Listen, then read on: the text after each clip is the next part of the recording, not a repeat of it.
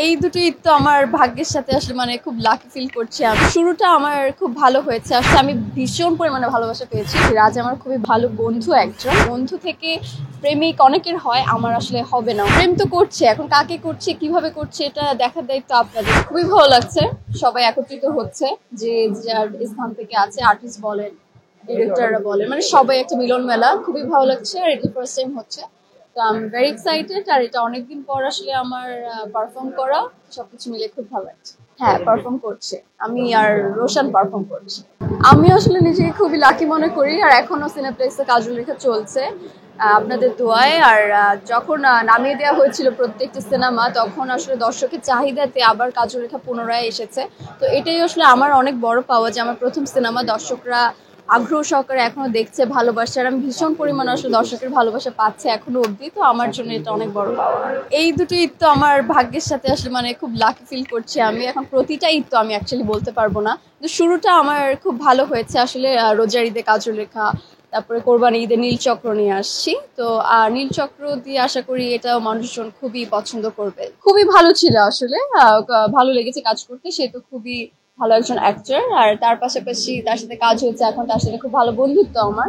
তো সবকিছু মিলে সে কাজ আসলে খুব ভালো করে, এটা তো দর্শকও জানে, এটা তো বলার আর কিছু নেই নতুন করে। আমি আসলে ভীষণ পরিমাণে এক্সাইটেড, কারণ কাজল রেখা দর্শক অনেক পছন্দ করেছে, আমি ভীষণ পরিমাণে ভালোবাসা পেয়েছি সত্যি কথা বলতে। আর নীলচক্র একদম এই জেনারেশনের গল্প, আপনার সোশ্যাল মিডিয়া কেন্দ্রিক। আমার মনে হয় যে কোনো বয়সের মানুষের এই গল্পটি খুবই ভালো লাগবে। আর পার্সোনালি আমি খুব এনজয় করেছি কাজটি করতে, কারণ ওখানে আমাকে একদম অন্যরকম ভাবে দর্শক দেখতে পারবে। আর শুভার সাথে কাজ করে আমার ভীষণ পরিমাণে ভালো লেগেছে। আমি তো আসলে প্রথম থেকেই জানতাম, তো আমার কাছে খুবই ভালো লেগেছে, কারণ আমি একদম অনেক বছর ধরে আমার বালাম ভাইয়ের গান শুনছি। তাকে যে অভিনয়ে আসবে বা আমার ফিল্মেই একসাথে আমরা কাজ করবো, এটা তো কখন আমি আসলে কল্পনা করিনি। তো আমার কাছে ভীষণ পরিমাণে ভালো লাগছে।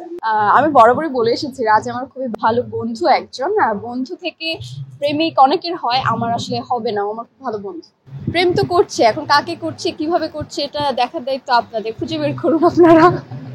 এই বছর হ্যাঁ আমি চুক্তিবদ্ধ হয়েছি, কিন্তু এখনো বলতে পারছি না, কারণ একটু তো নিষেধ আছে। প্রডিউসার বলেন, ডিরেক্টর বলেন, ওরা ফ্ল্যাশ না করলে আমি তো করতে পারছি না। কিন্তু এই বছরই একটা কাজে আমি হাত দিচ্ছি, শুটিং স্টার্ট হবে, তো আমি সকলকে জানাবো। আমার তো মনে পড়ে ধামাকা যাবে, কারণ শাকিব খানের যে টিজারটা বের হয়েছে, আমি তো দেখে আমার কাছে মনে হয়েছে যে বাংলাদেশ রাফি ভাই বা যে প্রডিউসার সবাই টিম মিলে ওরা যে সাহসটা করেছে, এটি আসলে আমাদের জন্য অনেক। বাংলাদেশে এত কম বাজেটে এরকম সিনেমা বানানো, আমি যখন টিজারটা দেখেছি, আমি রাফি ভাইকে বলেছি, আমি লিটারেলি টেনে টেনে 5 বার দেখেছি, শেষ হয়েছে আবারও দেখেছি, শেষ হয়েছে আবারও দেখেছি।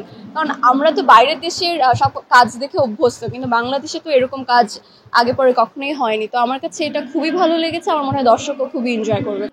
রাফি ভাই আসলে অ্যাপ্রিসিয়েট করেছে, রাফি ভাই একটু অবাক হয়েছে, কারণ আমারও ফিল্ম আসছে, আমি তার টিজার শেয়ার দিয়ে শুভকামনা জানিয়েছি। তো এটাতে উনি একটু অবাক হয়েছে যে তোমার ফিল্ম আসছে, তুমি আবার এটা দিয়েছো, সে অনেক খুশি হয়েছে। এটা আমি আসলে বলতে পারবো না, আমি তো তার সাথে কাজ করতে চাই।